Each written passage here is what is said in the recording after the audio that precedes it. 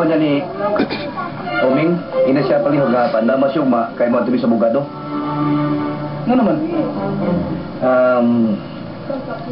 Amo na iparay nagkiha, batok ni Tiboy. O inyo na yun eh. Usa ka rin tawag ka ba? Natuo ka nagtiaw ko. Mato pa sa abogado, may nang pagkasabot.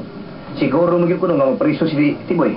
Unya, makabayag pa og danyos nga o sa kamilyon. Unya, makuha pag yun ang bata.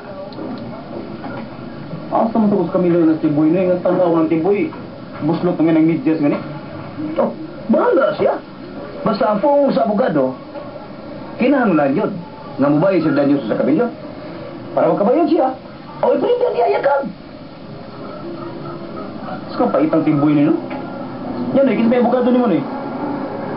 Attorney Balinto mo kuno to siya. Oh, paano itong gingon ni mga abogado nga nang uyab ni Floran eh? Mas maayo ba itong mga yun mong duulon kay huwag kay bayad ato? Bugbog itong abogado eh. May ingon siya. Wala ba siya nako sa kaso, basta kay makasal sa Flora. Dakong tinunto. Kinsa kaya pakaslan, muna des Flora. Nya, gawas pa sa bana, matupang Flora. Di, magiging si mama na itong abogado ha. Kay pakok, kay tiin. Tama.